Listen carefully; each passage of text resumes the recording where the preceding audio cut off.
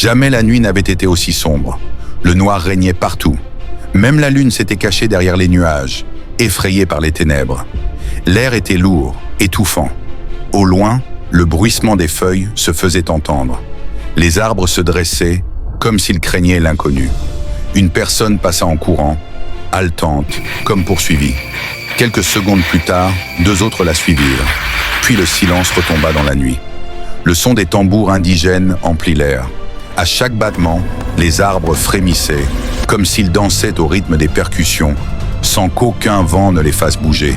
Soudain, le tambour s'arrêta, suivi d'un cri de douleur, une voix féminine. Le cri s'éteignit aussitôt, et le bruissement des feuilles reprit. Les 2 hommes revinrent, portant le coureur qu'ils avaient emmené, puis rebroussèrent en chemin. J'étais terrifié, me fondant dans l'obscurité pour ne pas être remarqué. Un nouveau cri de douleur retentit, suivi aussitôt par les tambours. Les arbres recommencèrent leur danse silencieuse. Je me demandais si je devais rester là ou tenter de fuir.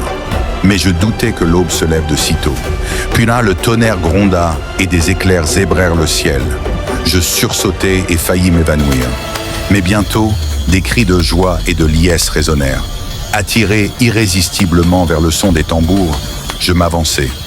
Tout s'arrêta soudainement et je restai figé. De là où j'étais, je distinguais une quinzaine de personnes, 10 âgés et 5 jeunes. Des squelettes jonchèrent le sol. Étaient-ce de vrais squelettes humains? La vision qui s'offrait à moi répondit à ma question. Ils dansaient autour d'une grande table sur laquelle gisaient 2 corps sans vie. J'avais voulu crier, mais ma voix s'était éteinte. Puis je la perdis complètement. « Tu peux courir, mais tu ne peux pas te cacher », murmura une voix derrière moi. Je sursautai. L'homme m'examina et me traîna au milieu des fêtards. La fête s'arrêta aussitôt. Tous les regards se tournèrent vers moi et chacun s'approcha lentement, excité à l'idée d'avoir de la chair fraîche. J'essayais de reculer, mais mon ravisseur me retenait. J'essayais de crier encore, mais aucun son ne sortit de ma bouche. Ils éclatèrent de rire en me voyant lutter. 4 d'entre eux me soulevèrent et me portèrent jusqu'à la table, écartant les autres corps pour me faire place. Ils m'entourèrent, attendant. Mais attendant quoi? Je le découvris bientôt.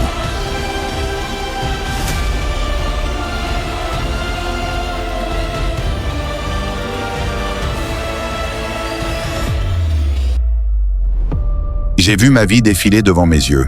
Si l'on m'avait dit que ma fin serait ainsi, je ne l'aurais jamais cru. Et pourtant, j'étais là, à quelques secondes de la mort. Le vieil homme leva le couteau au-dessus de sa tête, prêt à me le planter en plein cœur. « Dans ta prochaine vie, tu resteras loin du royaume d'Agbonta », déclara-t-il d'une voix froide. Je fermai les yeux, acceptant mon sort, et soudain je me redressai d'un bond. Ce n'était qu'un rêve, mais un rêve d'un réalisme troublant. J'étais trempé de sueur. Le lit était mouillé, comme si de l'eau y avait été renversée. Ma respiration était rapide et désordonnée, cherchant désespérément son rythme, lorsqu'un coup retentit à la porte. Je sursautai. « Qui est là ?» demandai-je en portant la main à ma poitrine. « C'est moi », répondit la voix. Je reconnus immédiatement la personne. Je me levai, retirai mon t-shirt et essuyai la sueur qui couvrait mon visage et mon corps, puis je me dirigeai vers la porte. Après l'avoir déverrouillé, je retournai m'asseoir sur le lit pendant que mon ami Michael entrait dans la chambre. « Salut, ça va? Tu dormais ?» demanda-t-il. « Oui, je dormais. »« Que se passe-t-il » répondis-je. « Rien de spécial. Je suis venu te parler d'une révélation que j'ai reçue, » dit-il calmement. Je m'assis sur le lit pendant qu'il prenait place sur l'unique chaise de la chambre. Michael est un très bon ami.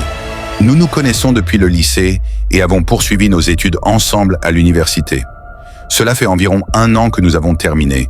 Ce qui nous a toujours unis, c'est notre amour pour Dieu. Ensemble, nous avons été responsables de l'association chrétienne au lycée, puis à l'université. On nous disait souvent, sur le ton de la plaisanterie, que nous finirions par diriger une église. Nous en rions toujours. « Quelle est cette révélation ?» demandai-je enfin. « Dieu veut que nous partions en mission », répondit-il avec enthousiasme. « Ce ne serait pas notre première mission. Nous en avions déjà accompli 3. C'est merveilleux. Et où cela se passerait-il » demandai-je. Mais au même instant, un frisson me parcourut l'échine. dans un royaume appelé Agbanta. Je ne sais même pas où c'est, répondit Michael. À ces mots, j'eus immédiatement la chair de poule. Le rêve me revint en mémoire. Mon corps se mit à trembler et mon esprit entra en ébullition, nourrissant une peur grandissante. « Michael, es-tu sûr? Vraiment sûr ?» demandai-je, hésitant à lui avouer ce que je ressentais. « Oui, j'en suis certain », répondit-il sans hésiter. « Nous devons encore prier pour en être absolument sûrs, dis-je. »« Aucun problème. Prépare-toi, allons à la réunion de prière, » répondit-il. Je me levai pour me rafraîchir et me changer, puis nous nous mîmes rapidement en route. Plus tard dans la nuit, je me mis à genoux pour prier. Je chassai tout esprit qui aurait pu inspirer cette révélation à Michael. Je sais que Dieu a pour ses enfants des projets de paix et non de malheur. Cette révélation me semblait lourde, inquiétante, et j'étais convaincu qu'elle ne venait pas de lui. Pendant des heures, je priais, liant et chassant tout esprit mauvais qui se serait déguisé en ange de lumière auprès de Michael. Après la prière, la peur persistait. Mon cœur était encore lourd tandis que je m'apprêtais à m'endormir. Et me revoilà, dans la même forêt. Caché parmi les buissons, j'entendis des pas s'approcher. Je restai immobile, retenant mon souffle. Je vis une première personne passer en courant, suivie peu après par 2 hommes lancés à sa poursuite.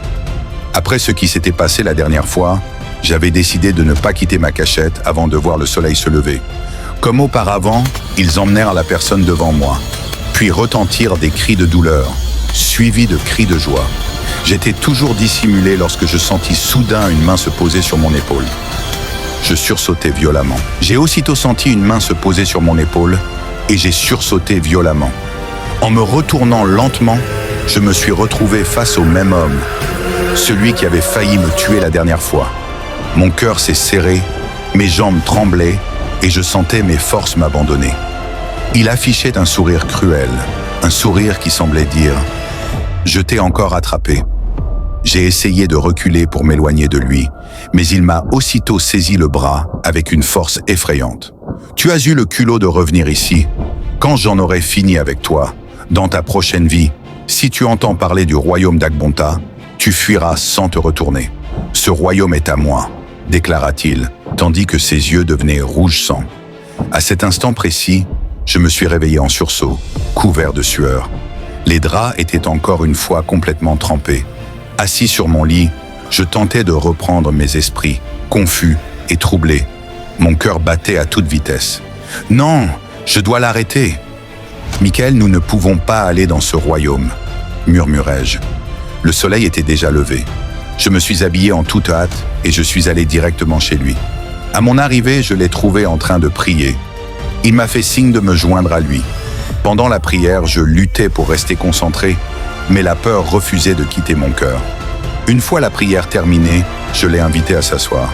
« Michael, concernant la mission, je ne pense pas que nous devrions y aller, » ai-je dit d'une voix hésitante. « Que veux-tu dire ?»